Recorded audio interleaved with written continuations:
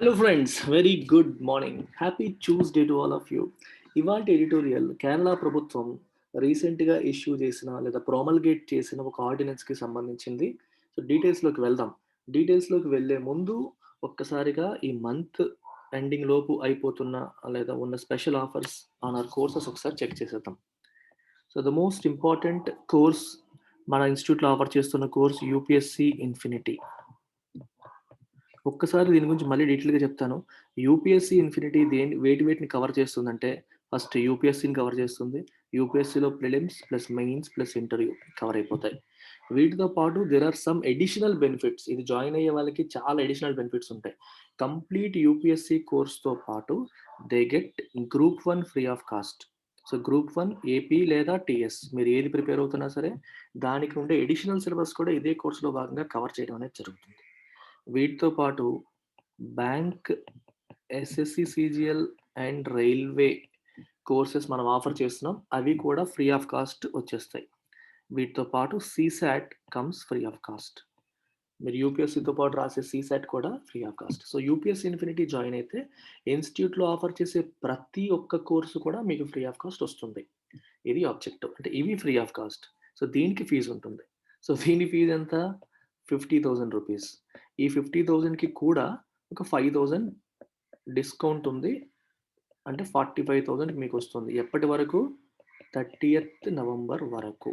So ఇవాళ 24th. You have another 6 days. ఈ 6 డేస్‌లో ఎవరైనా జాయిన్ అయితే 45,000 రూపీస్ పే చేసి జాయిన్ అవ్వచ్చు. ఇది కూడా 9 ఇంటూ 5,000. అంటే 45 ఒకేసారి కట్టాలనే క్వశ్చన్ వస్తుంది. అవసరం లేదు. మీరు 5,000 కట్టి జాయిన్ అవ్వచ్చు.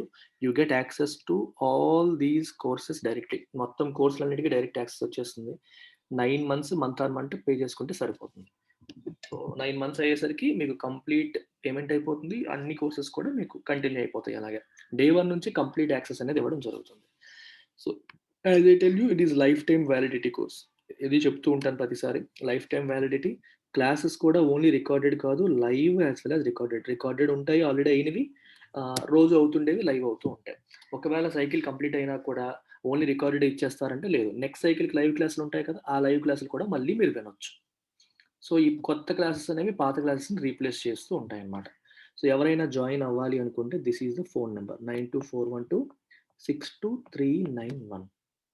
ఈ నెంబర్కి మీరు కాల్ చేసి, సో ప్రశాంతి మేడం అడ్మిషన్స్ చూసుకునే మేడం పేరు, ఆ మేడంకి కాల్ చేసి మీరు జాయిన్ అవ్వచ్చు. ఏ డౌట్స్ ఉన్నా, ఫర్దర్ డౌట్స్ ఉన్నా తను అడగవచ్చు. So this is about our flagship UPSC infinity course. యూపీఎస్సిలో we're also offering optional. UPSC offer చేస్తూ ఆప్షనల్ ఆఫర్ చేయకపోతే ఎలాగా? సో ఆప్షనల్ కూడా ఆఫర్ చేస్తున్నాం.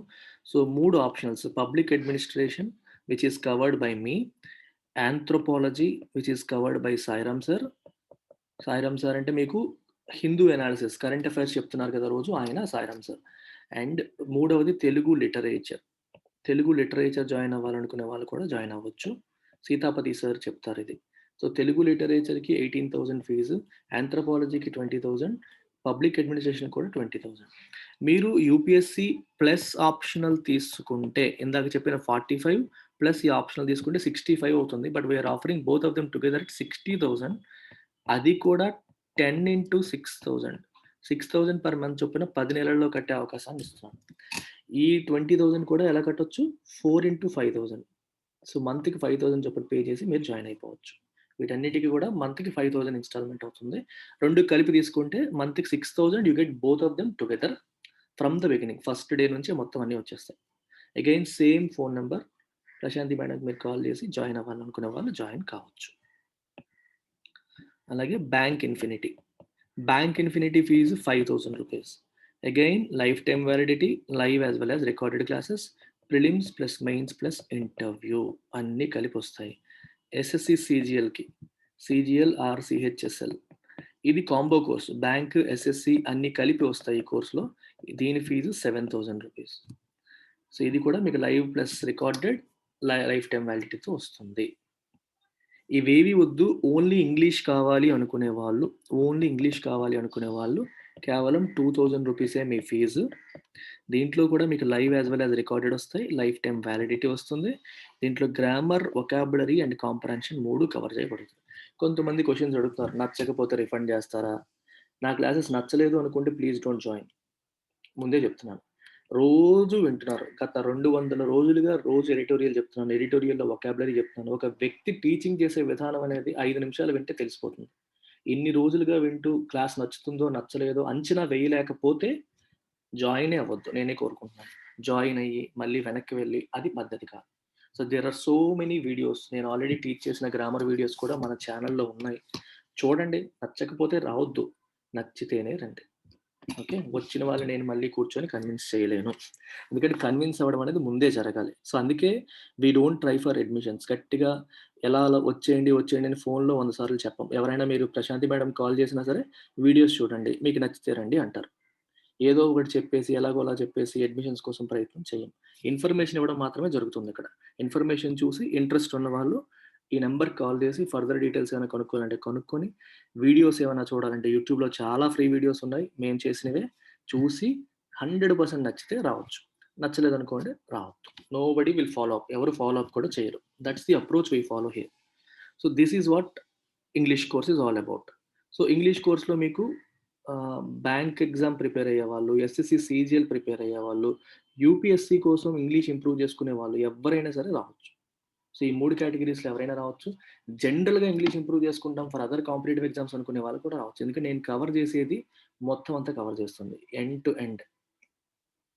ఇన్‌ఫాక్ట్ మీరు ఎక్స్‌పెక్ట్ చేసేదానికంటే ఎక్కువ కవరేజ్ ఇందులో ఉంటుంది. So, that's about the English course. So, let's begin the editorial now.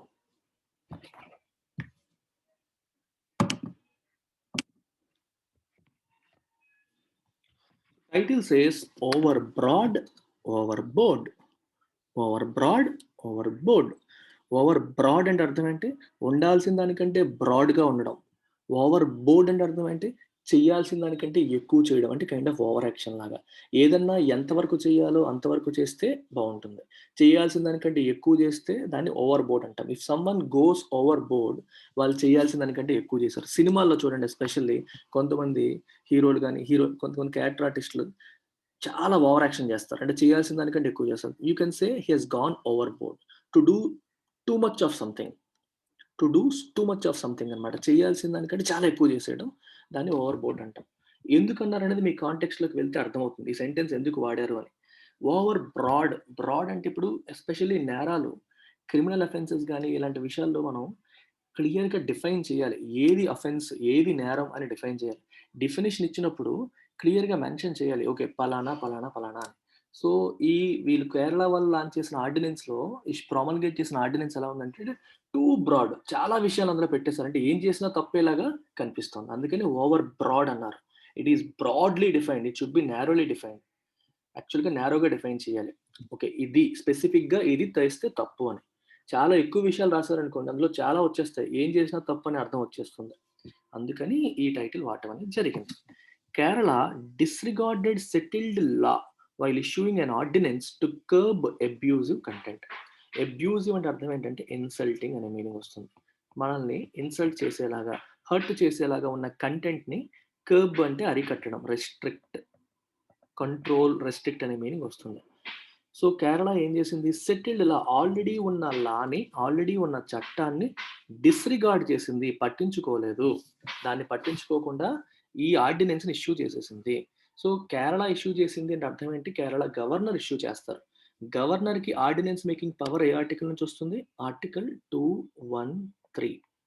అదే ప్రెసిడెంట్‌కి ఆర్టికల్ 123. పార్లమెంట్ సమావేశపరిచి లేనప్పుడు ప్రభుత్వం ఏదైనా చట్టాన్ని చేయాలి అనుకుంటే it can request the president. యూనియన్‌లో అయితే ప్రెసిడెంట్‌ని తన ఆర్డినెన్స్ మేకింగ్ పవర్‌ని ఉపయోగించి ఆర్డినెన్స్ పాస్ చేయమని చెప్పి అడగవచ్చు. సో, ఆ పవర్ ప్రెసిడెంట్ ఆఫ్ ఇండియాకి ఆర్టికల్ 123 నుంచి వస్తుంది.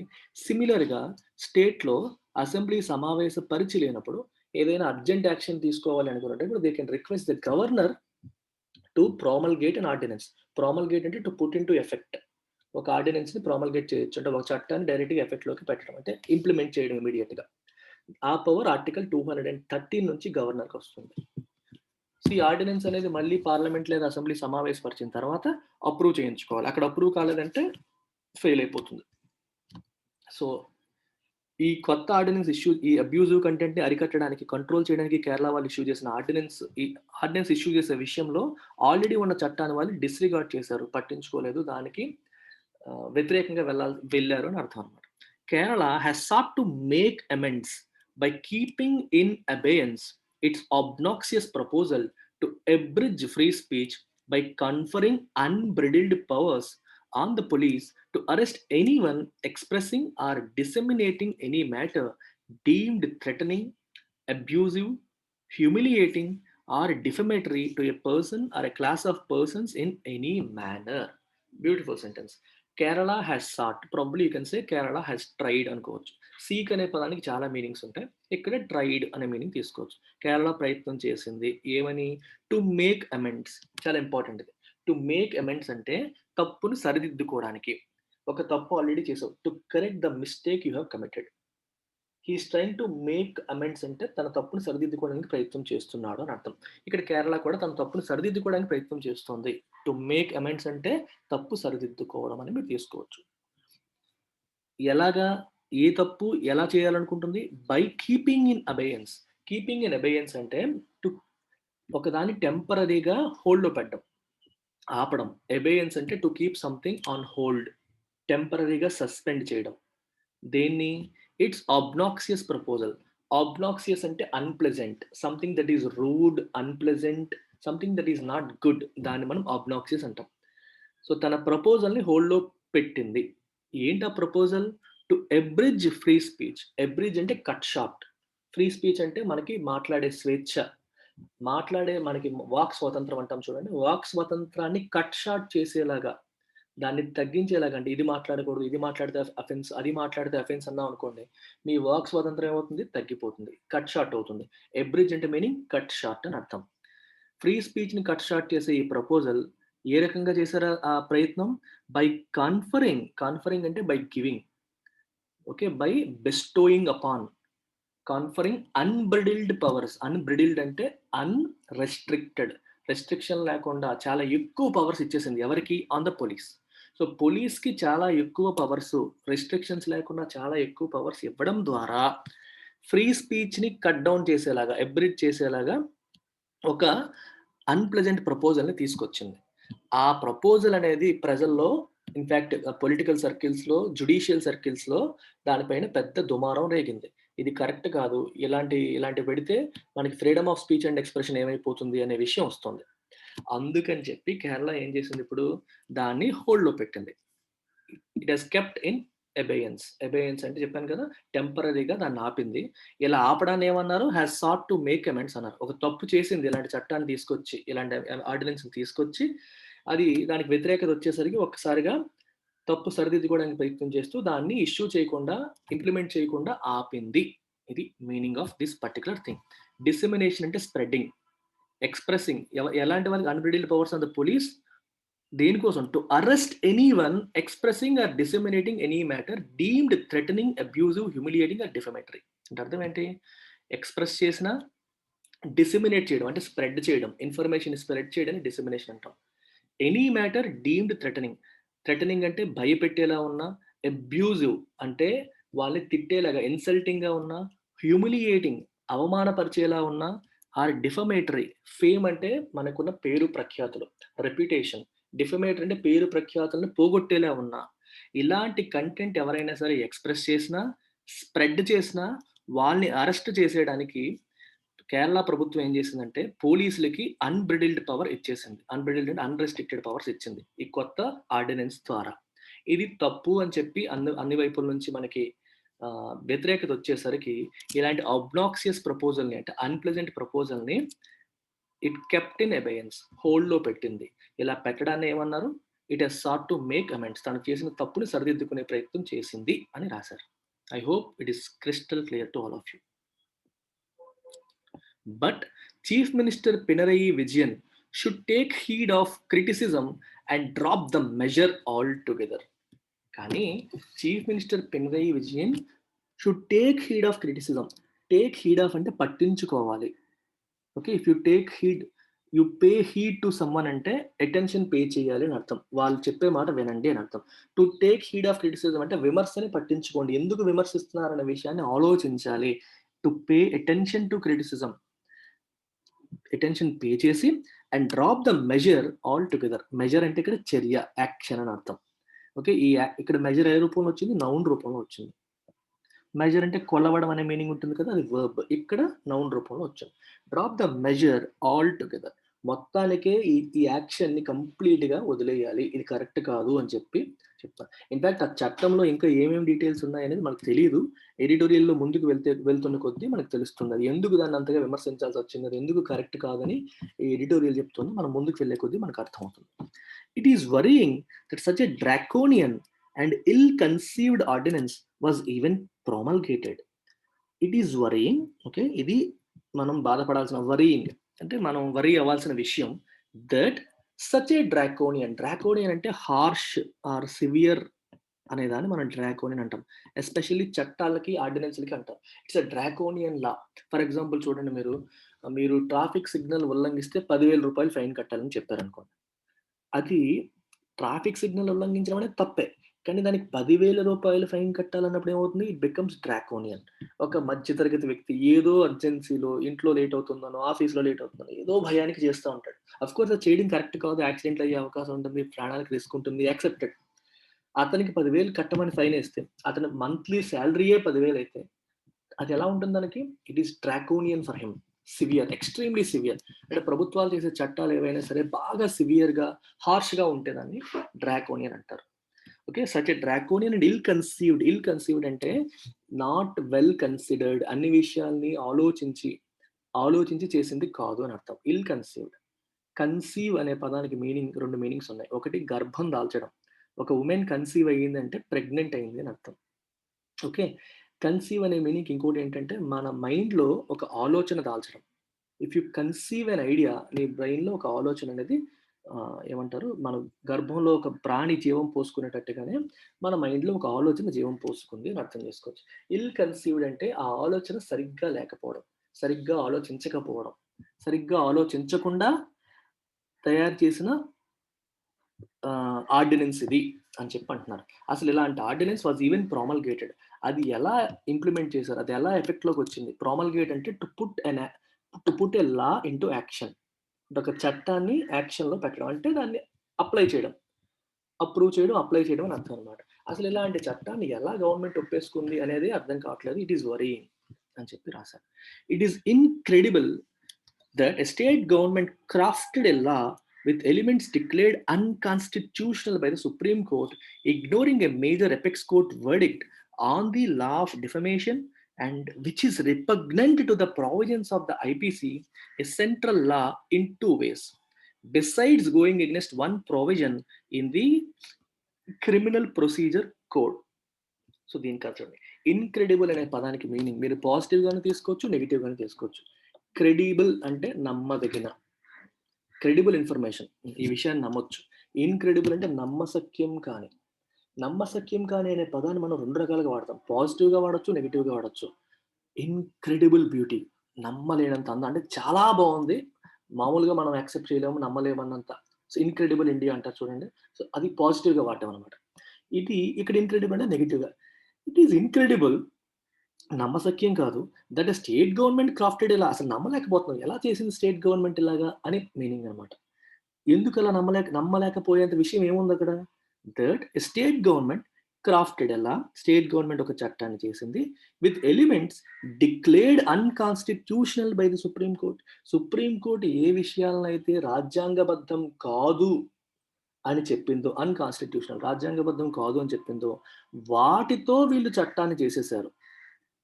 ఇది నమ్మడానికి చాలా కష్టంగా ఉంది. ఎలా చేశారో అర్థం కావట్లేదు. ఆ మాత్రం తెలీదా వీళ్ళకి? సుప్రీం కోర్ట్ అది అన్‌కాన్స్టిట్యూషనల్ అని ఏ అంశాలను చెప్పిందో వాటిని తీసుకొచ్చి వీళ్ళు చట్టాన్ని చేశారు అనేది ఇక్కడ క్వెషన్ వస్తుంది. ఏ విషయాలు? Ignoring a major apex court verdict.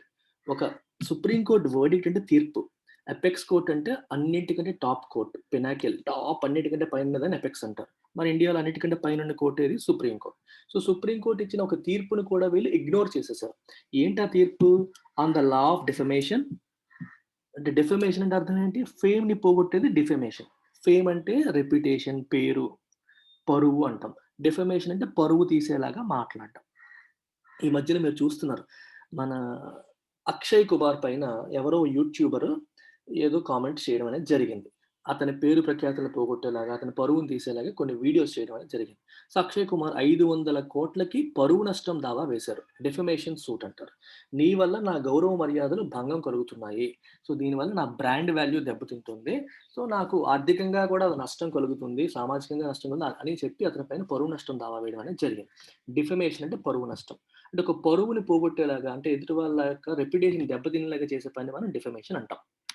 Right. So, దానిపైన సుప్రీం కోర్ట్ ఒక చట్టం చేసింది. దాన్ని వీళ్ళు ఇగ్నోర్ చేస్తూ ఈ కొత్త చట్టాన్ని తీసుకొచ్చేసారని చెప్తాను. And which is repugnant to the provisions of the IPC.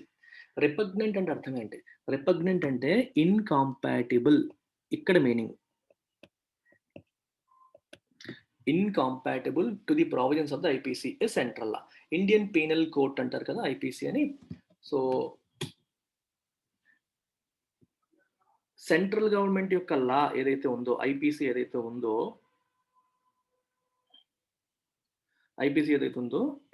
Indian penal code. So, దీనికి దాంట్లో ఉన్న ప్రావిజన్స్‌కి రిపగ్నెంట్, కాంపాటిబుల్‌గా లేదు. అంటే ఈ కేరళ వాళ్ళు తీసుకొచ్చిన ఈ కొత్త ఆర్డినెన్స్‌లో ఉన్న అంశాలు, ఐపీసీ ఇండియన్ పీనల్ కోడ్‌లో ఉన్న అంశాలు కాంపాటిబుల్‌గా లేవు. అంటే దానికి వ్యతిరేకంగా ఇందులో తీసుకొచ్చారని అర్థం.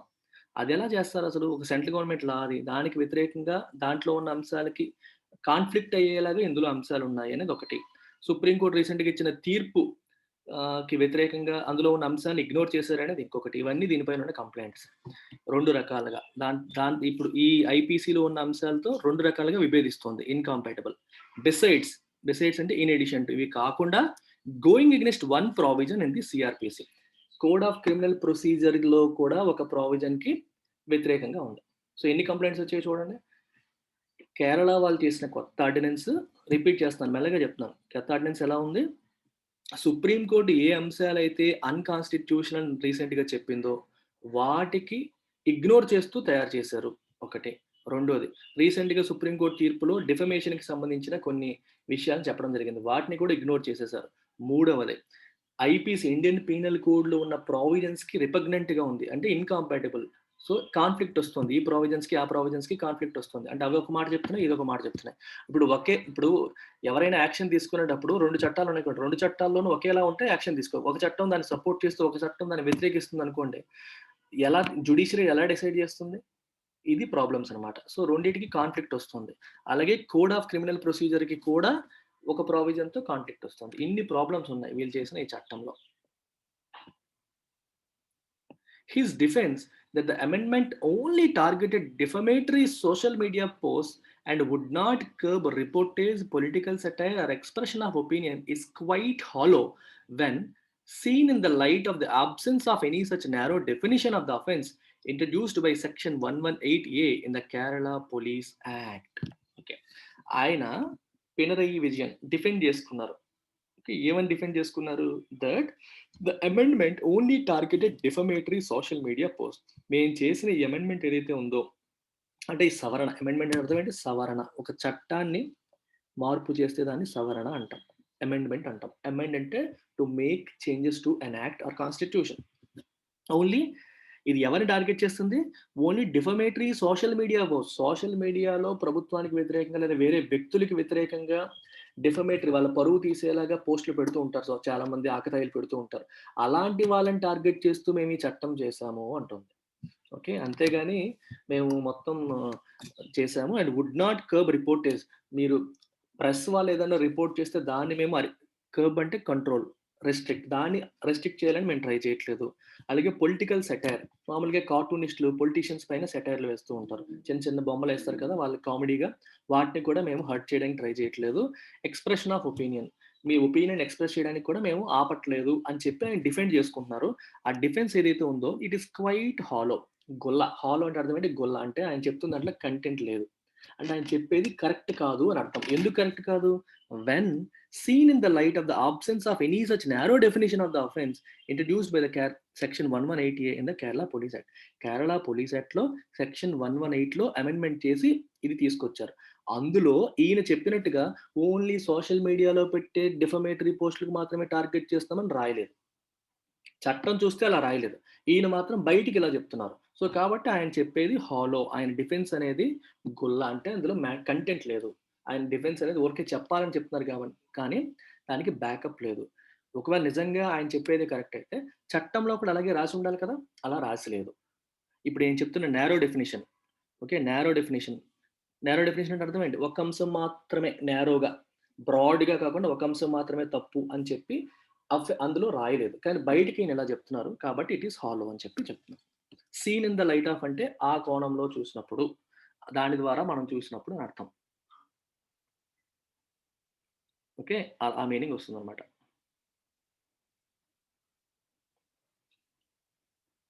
సో, వాటిని కన్సిడర్ చేస్తూ ఆ కోణంలో మనం చూసినప్పుడు అని అర్థం. In Shreya Singhal versus union of India 2015 ఈ కేస్‌లో the top court struck down section 66 of the IT act. IT act information technology యాక్ట్‌లోని సెక్షన్ 66 2015లో సుప్రీం కోర్ట్ ఏం చేసింది? స్ట్రైక్ డౌన్ కొట్టేసింది. ఎందుకు కొట్టేసిందంట?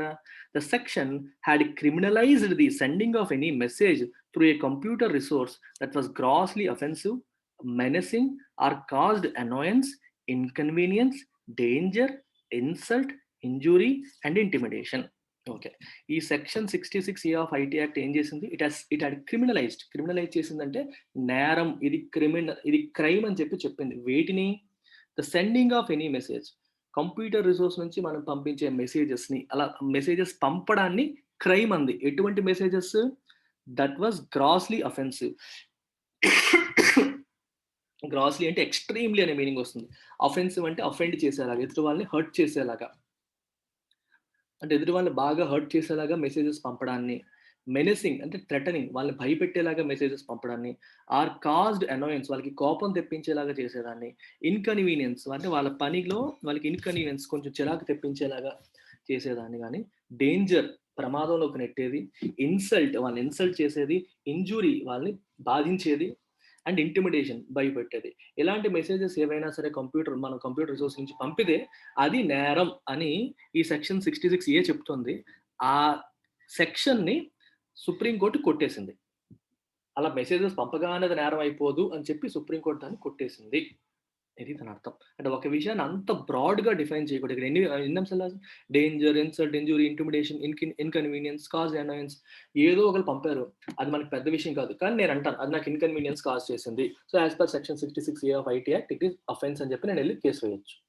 అందుకని అంత బ్రాడ్ డెఫినిషన్స్ ఇచ్చినప్పుడు దాన్ని మిస్‌యూజ్ చేసుకునే అవకాశాలు ఎక్కువగా ఉంటాయని చెప్పి సుప్రీం కోర్ట్ దాన్ని కొట్టేసింది. The court found the offence was over broad. ఇప్పుడే చెప్పాను మీకు. బ్రాడ్‌గా డిఫైన్ చేశారు. ఇప్పుడు చూడండి ఇన్‌కన్వీనియన్స్ అనే పదం ఉంది. లేదా కాజ్డ్ అనాయన్స్ అంటే కోపం. వాళ్ళు ఏదో అన్నారు. నాకు దాని వల్ల కోపం వచ్చిందని నువ్వు అంటావు. మరి ఏం చేస్తాం మనం? It has caused annoyance to me. It has created an inconvenience to me అంటాం. సో, దాన్ని ఎలా డిఫైన్ చేస్తాం? అందుకని ఇది చాలా బ్రాడ్ డెఫినిషన్. బ్రాడ్ డెఫినిషన్స్ అనేవి చట్టాల్లో చేయకూడదు. నారోగా డిఫైన్ చేయాలి. అంటే క్లియర్‌గా ఇది అని క్లియర్‌గా చెప్పాలి. అంతేగాని ఏదైనా అందులోకి వచ్చేసేలాగా రాశారనుకోండి, ఆ చట్టాన్ని మిస్‌యూజ్ చేసుకునే అవకాశం ఎక్కువగా ఉంటుంది. అందుకని సుప్రీం కోర్ట్ ఆ అఫెన్స్‌ని ఓవర్ బ్రాడ్ అని చెప్పింది.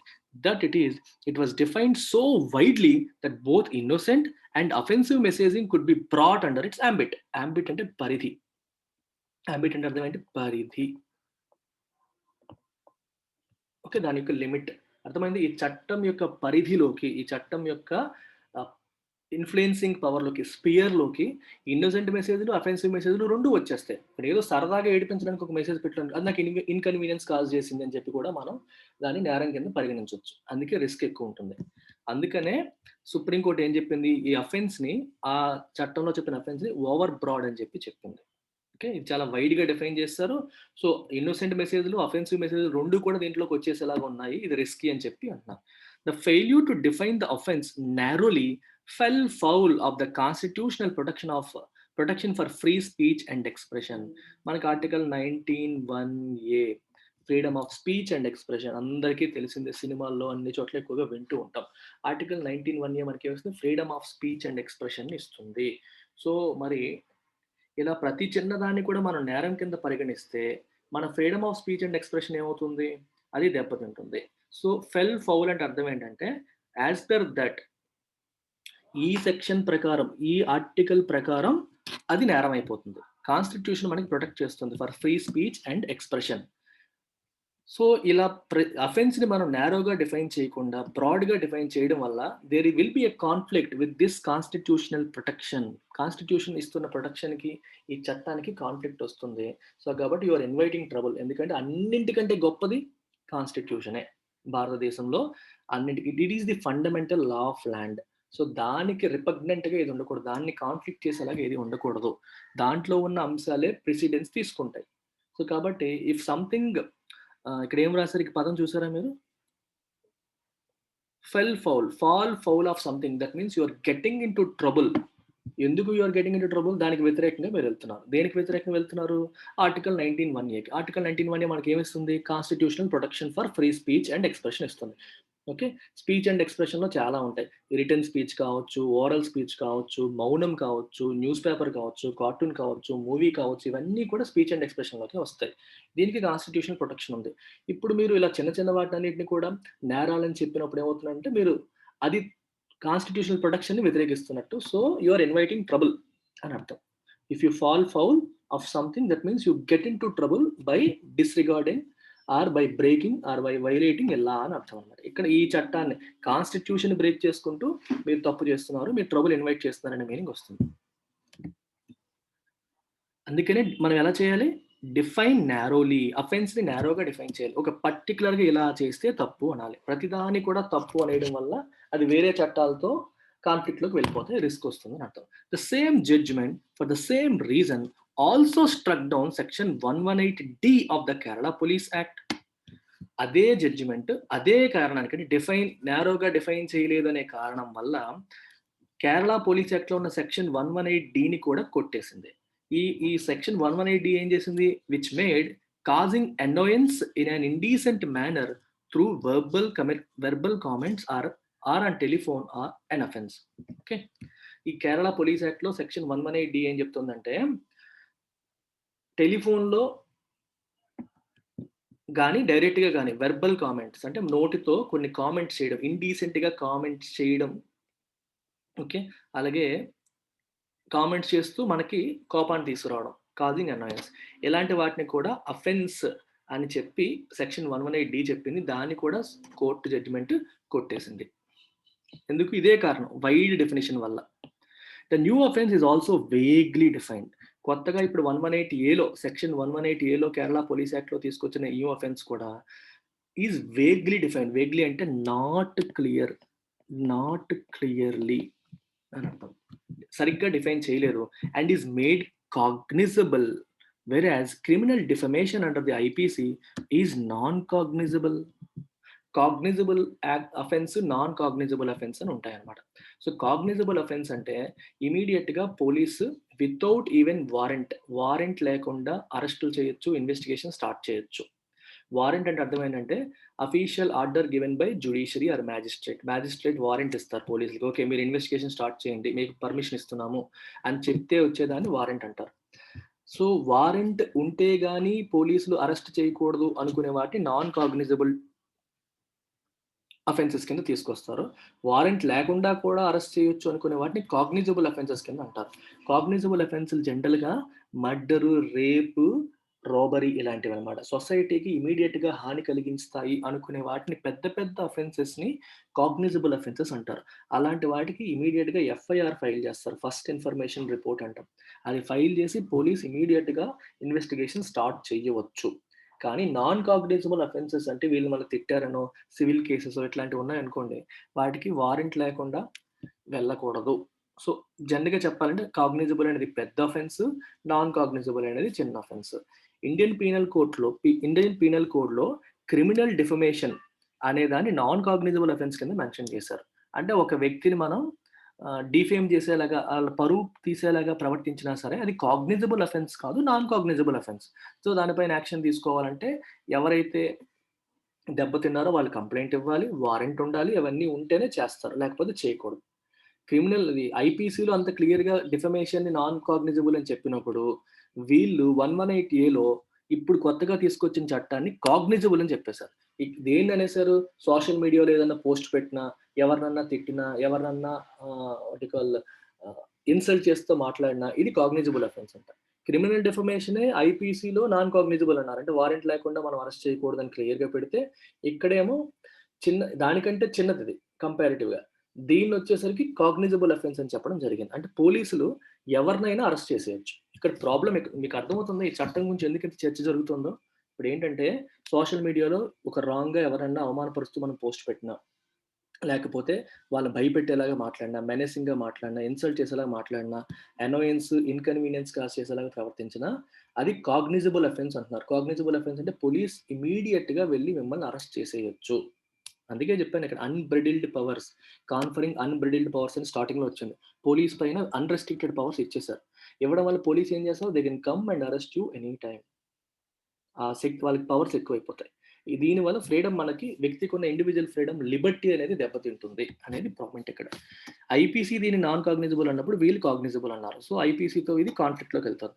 More over while upholding the validity of criminal defamation అనేది కరెక్టే. అది నేరమే అని ఒప్పుకునేటప్పుడు కూడా సుప్రీం కోర్ట్ ఏం చెప్పింది? Made it clear that no police officer can register an FIR for the offence. దానికి ఎఫ్ఐఆర్ ఫైల్ చేయకూడదు. ఎఫ్ఐఆర్ అనేది ఓన్లీ కాగ్నిజబుల్ అఫెన్సెస్‌కే ఫైల్ చేయాలి. It can only be prosecuted as a private complaint for section 199 of code of criminal procedure says no court shall take cognizance of the defamation unless the aggrieved party files a complaint. Aggrieved అంటే suffer అయిన వాళ్ళు. Grief అంటే బాధ. Aggrieved అంటే బాధపడ్డవాళ్ళు.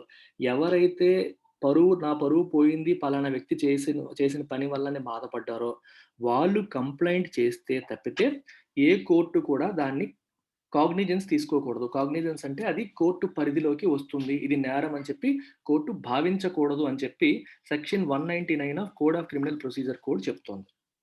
అందుకనే ఇక్కడ ఏం చెప్తున్నారు? ఇక్కడ కూడా సుప్రీం కోర్ట్ ఏం చెప్తుందంటే the court made it clear that no police officer can register an FIR. FIR file చేయకూడదు ఈ అఫెన్స్ కి. It can only be prosecuted as a private complaint. వాళ్ళు ఎవరైతే సఫర్ అయ్యారో వాళ్ళు వచ్చి మీకు కంప్లైంట్ చేస్తే అప్పుడు ఒక ప్రైవేట్ కంప్లైంట్ ఇది.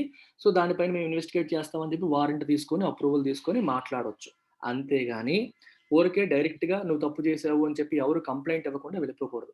ఇప్పుడు మీకు ఒకసారి ఆలోచించండి. ఏ అనే వ్యక్తి బిని అఫెండ్ చేస్తూ మాట్లాడాడు లేదా డిఫేమ్ చేస్తూ మాట్లాడాడు. So he goes to police and complaint చేస్తారు. అప్పుడు పోలీస్ వచ్చి ఏని ఇన్వెస్టిగేట్ చేయొచ్చు లేదా మాట్లాడొచ్చు. ప్రొసీజర్ ఫాలో అవ్వాలి. ఇప్పుడు కేరళ వాళ్ళు తీసుకొచ్చిన లా ఏంటి? ఏ అనే వ్యక్తి సోషల్ మీడియాలో వాగుతున్నాడు. తప్పుగా మాట్లాడాడు అనుకోండి. ఏదో ఒకటి కొంచెం చిరాకు పుట్టించేలాగా, ఇన్‌కన్వీనియంట్‌గా ఎదుటి వాళ్ళని బాధ కలిగించేలా మాట్లాడాడు. కానీ వాళ్ళెవరు వచ్చి కంప్లెయింట్ ఇవ్వలేదు. కంప్లెయింట్ ఇవ్వకపోయినా సరే పోలీస్ వచ్చి అతన్ని అరెస్ట్ చేసేయొచ్చు. ఇది ఇప్పుడొచ్చిన చట్టం. ఇక్కడేమంటున్నారు?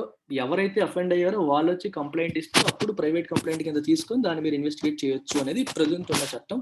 వీళ్ళేంటి కంప్లెయింట్‌లతో సంబంధం లేకుండా యూ కెన్ డైరెక్ట్‌లీ అరెస్ట్ అనేది 118 వచ్చిన కొత్త ఆర్డినెన్స్. ఇది కరెక్ట్ కాదు అనేది ఇక్కడ చెప్తున్నారు. ఫర్దర్ సెక్షన్ 118A అంటే ఇప్పుడు కొత్తగా వచ్చిన ordinance lays down a 3 year prison term. It is 2 years అంటది ఐపీసీ. ఐపీసీ ఏమో 2 సంవత్సరాలే జైలు శిక్ష విధిస్తుంది దానికి. ఈ కొత్త చట్టం ఏమంటే 3 సంవత్సరాల జైలు శిక్షని అందులో పెట్టింది. సో ఐపీసీలో ఉన్నదానికంటే ఎక్కువ. By making defamatory utterances cognizable and raising the present term, the Kerala Ordinance effectively amends the IPC and CRPC, a move for which the centre's assent is mandatory as it is in conflict with central laws. ఇది important thing. Constitutional గా ఇది చెల్లుతుందా చెల్లదా అనేటప్పుడు ఈ points ఉంటాయి. By making defamatory utterances cognizable. Defamatory అంటే అర్థం ఏంటి? ఎదురు వాళ్ళ పరువు పోగొట్టేలాగా. అటరెన్సెస్ అంటే పలకడాలు, మాట్లాడడం. ఓకే, మన స్పీచెస్ కానీ రైటన్ థింగ్స్ కానీ. అట్టర్ అంటే టు స్పీక్. వాటిని కాగ్నిజబుల్ అఫెన్స్ కింద 118A చేసింది. కాగ్నిజబుల్ అంటే చెప్పాను, ఎఫ్ఐఆర్ అంటే చాలా పెద్ద అఫెన్స్ కింద, అంటే మర్డరు, రేపు, థెఫ్ట్ ఎలాంటివో ఆ రకంగా వీటిని తీసుకొచ్చాను. అంటే ఇమీడియట్ గా ఎఫ్ఐఆర్ ఫైల్ చేసేసి వారెంట్ లేకుండానే అరెస్ట్ చేసే అధికారం ఇవ్వడం. మీకు చెప్పాను, నాన్ కాగ్నిజబుల్ కి వారెంట్ ఉండాలి, కాగ్నిజబుల్ కి వారెంట్ అవసరం లేదు. వారెంట్ అనేది ఏంటి? Official approval. అంటే మీకు మెజిస్ట్రేట్ కానీ ఎవరైనా సరే, okay you go and search the premises, you can go and arrest them అని చెప్పి అఫీషియల్ గా జ్యుడిషియరీ ఇచ్చే ఆర్డర్ ని వారెంట్ అంటాం. వారెంట్ లేకుండా నాన్ కాగ్నిజబుల్ అఫెన్సెస్కి అరెస్ట్ చేయకూడదు, కానీ కాగ్నిజబుల్ అఫెన్సెస్కి అరెస్ట్ చేయొచ్చు. పోలీస్‌కి పవర్ ఉంది. ఎందుకంటే అవి పెద్ద నేరాలు. సొసైటీకి ఎండేంజర్ చేసే నేరాలు. అలా సొసైటీకి ఎండేంజర్ చేసే నేరాల్లో దీన్ని కలిపేశారు. By making it cognisable. కానీ ఐపీసీలో లేదా సీఆర్‌పీసీలో అది నాన్ కాగ్నిజబుల్ అఫెన్స్ కింద ఉంది. So, by making defamatory utterances cognizable and raising అంటే పెంచడం. దేన్ని ద ప్రెజెంట్ టర్మ్ అక్కడ 2 ఇయర్స్ ఉంటే ఇక్కడ 3 ఇయర్స్ పెట్టారు వీళ్ళు. The Kerala ordinance effectively amends the IPC and CrPC. So, ఐపీసీని, సీఆర్‌పీసీని ఒక రకంగా అది సవరణ చేసేసినట్టే. సవరణ చేసే అధికారం వీళ్ళకుంటదా? ఉండదు. ఎందుకంటే ఆ 2 సెంట్రల్ లాస్. వీటిని వ్యతిరేకంగా వీళ్ళొక స్టేట్ లా పాస్ చేస్తారు. ఇప్పుడు రాజ్యాంగబద్ధమైన అంశాలు లోపలికొచ్చేస్తాయి. ఒక సెంట్రల్ గవర్నమెంట్ చట్టం ఒకటున్నప్పుడు, స్టేట్ గవర్నమెంట్ ఇంకో చట్టాన్ని తేవచ్చా? తెచ్చినా సరే ఈ చట్టం, ఆ చట్టం ఒకదాన్నొకటి కాన్ఫ్లిక్ట్ చేసేటప్పుడు ఏది చెల్లుతుంది? ఇలాంటి క్వెషన్స్ మనకు వస్తాయి. As it is in conflict with central laws. So, ఇది పెద్ద ప్రాబ్లమ్. ఇప్పుడు మీకు ఆర్టికల్ 254 క్లాజ్ 1, క్లాజ్ 2 ఇంపార్టెంట్. చూడండి. సెంట్రల్ గవర్నమెంట్ మరియు స్టేట్ గవర్నమెంట్ ఒక అంశం పైన చట్టాలు చేసినప్పుడు ఫస్ట్ సెంట్రల్ గవర్నమెంట్ ఒక చట్టం చేసింది. ఆ అంశం ఏమో కన్కరెంట్ లిస్ట్ ఉంది. కన్కరెంట్ లిస్ట్ అంటే అది యూనియన్ లిస్ట్‌లోకి వస్తుంది. స్టేట్ అంటే 2 అటు యూనియన్ మరియు స్టేట్ ఇద్దరు కూడా ఆ అంశంలో ఆ కన్కరెంట్ లిస్ట్‌లో ఉన్న అంశాలపైన చట్టాలు చేయొచ్చు. ఫర్ ఎగ్జాంపుల్ ఫారెస్ట్‌లు కన్కరెంట్ లిస్ట్‌లో ఉన్నాయి. ఎడ్యుకేషన్ కన్కరెంట్ లిస్ట్‌లో ఉంది. సో, ఈ అంశాలపైన అటు మనకి రీసెంట్‌గా ఈ అంశాలపైన అటు సెంట్రల్ గవర్నమెంట్ అది పార్లమెంటు చట్టాలు చేయొచ్చు. స్టేట్ గవర్నమెంట్ చట్టాలు చేయొచ్చు. అయితే ఒక చట్టం ఇంకో చట్టాన్ని కాన్ఫ్లిక్ట్ చేయకూడదు. అందులో ఉన్న అంశాలు, ఇందులో ఉన్న అంశాలు వేరు వేరుగా ఉన్నాయనుకోండి రిస్క్ లేదు. ఒకవేళ చాలా ఇంపార్టెంట్ యాస్పెక్ట్ ఇది కవర్ చేస్తున్నాను చూడండి. ఒకవేళ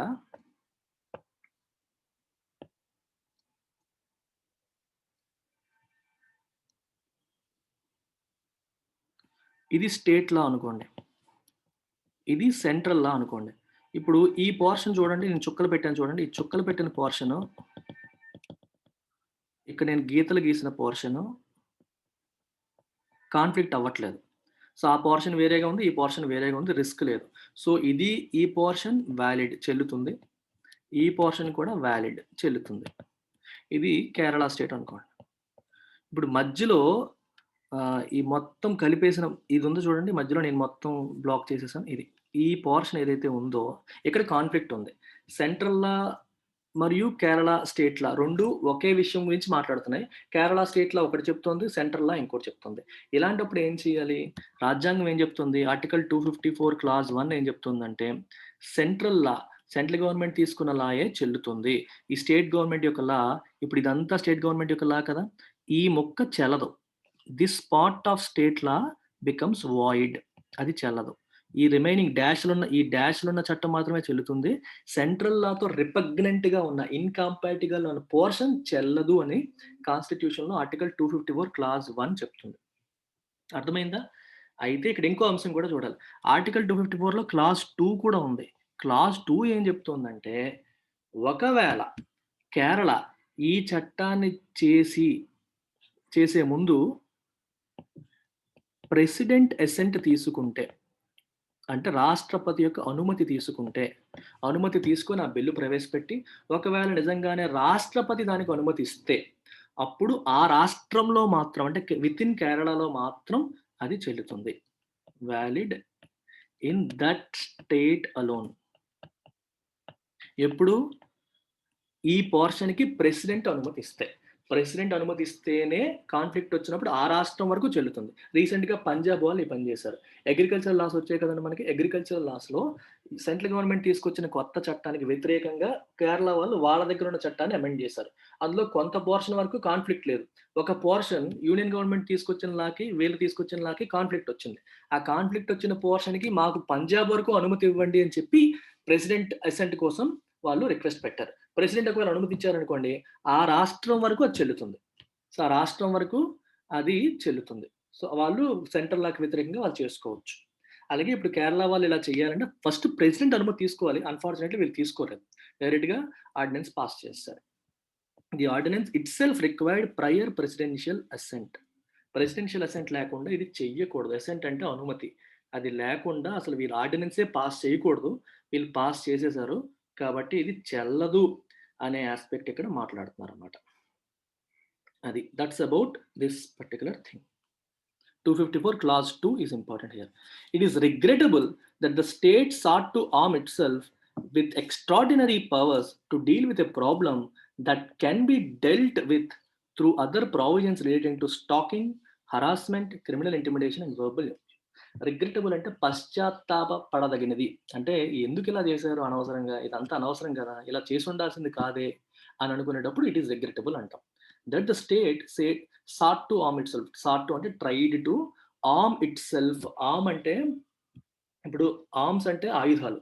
ఆర్మ్ ఇట్ సెల్ఫ్ విత్ అంటే ఇలాంటి ఎక్స్ట్రాడినరీ పవర్స్తో తను బలం పొందడానికి ట్రై చేసింది. Arm it self with these powers అంటే ఈ పవర్సే కదా ఆయుధం అవుతాయి గవర్నమెంట్కి, ఒక మంచి వెపన్ లాగా తయారవుతాయి. It self with extraordinary powers to deal with a problem. ఒక చిన్న ప్రాబ్లం అంటే ఇప్పుడు చాలా మంది సోషల్ మీడియాలో మనం తిడుతూ మాట్లాడుతూ ఉంటారు. అలాంటి ప్రాబ్లమ్ని డీల్ చేయడానికి తనకి ఎక్స్ట్రాడినరీ పవర్స్ తనే ఇచ్చుకునే ప్రయత్నం స్టేట్ చేసింది. ఇలా చేయడం అనేది పశ్చాత్తాపదగ్గది. ఇది రిగ్రెటబుల్. ఇలాంటి ప్రాబ్లమ్ని that can be dealt with through other provisions relating to stalking. Stalking అంటే ఒకరిని సీక్రెట్గా ఫాలో అవ్వడం, లేదా హరాస్ చేయడం, ఇంటిమిడేషన్, క్రిమినల్ ఇంటిమిడేషన్, భయపెట్టడం, అండ్ వెర్బల్ అబ్యూస్, నోట్తో తిట్టడం. వీటికి సంబంధించి ఆల్రెడీ కొన్ని చట్టాలు ఉన్నాయి. ఆ చట్టాలను ఉపయోగించి హ్యాండిల్ చేసుకోవచ్చు కదా. అలా హ్యాండిల్ చేసుకోవాల్సిన విషయానికి ఇంత పెద్ద చట్టాన్ని తీసుకొచ్చేసి, డ్రాకోనియన్ లా తీసుకొచ్చి, ఎంత క్రిటిసిజం వచ్చి దీని గురించి ఎంత చర్చ జరిగే పరిస్థితులు ఎందుకు తీసుకొచ్చాడు, ఇదంతా అనవసరం కదా అని చెప్పడం దీని యొక్క ఉద్దేశం. ఇట్ ఈస్ రిగ్రెటబుల్ అంటే మీనింగ్ అది. That's it. I hope you have got it. So ఇది మీకు ఇండియన్ పాలిటీ కింద, యూపీఎస్సీ వాళ్ళకి ఇండియన్ పాలిటీ కిందకి వస్తుంది. సో ఎవరైనా సరే ఇఫ్ యూ వాంట్ టు, పాలిటీకి కూడా మన దగ్గర సెపరేట్ కోర్స్ ఉంది. We call it polity infinity. Indian polity ఎవరైనా నేర్చుకోవాలి, డీటెయిల్గా నేర్చుకోవాలి నా దగ్గర అనుకుంటే నేనే టీచ్ చేస్తాను. అది పాలిటీ ఇన్ఫినిటీలో జాయిన్ అవ్వాలంటే 8,000 రూపీస్ ఫీజు ఉంటుంది. 4 into 2,000 మంత్కి 2,000 చొప్పున పే చేసి మీరు జాయిన్ అవ్వచ్చు. దీన్ని పాలిటీ ఇన్ఫినిటీ అంటాను నేను. So that's about it. This is directly taught by me. Again same phone number 9241262391. Life time validity, live plus recorded. ఇదంతా స్టాండర్డ్, నేను చెప్పాల్సిన అవసరం కూడా లేదు, మీరు బ్లైండ్గా నమ్మొచ్చు. ప్రతి ఒక్క కోర్స్ ఇన్స్టిట్యూట్లో ఆఫర్ చేసే ప్రతి కోర్స్ కూడా లైఫ్ టైమ్ వ్యాలిడిటీతోనే వస్తుంది. అన్నింటికి కూడా లైవ్ క్లాసులు జరుగుతాయి, రికార్డెడ్ క్లాసెస్ కూడా ఉంటాయి. That's it. Thank you very much.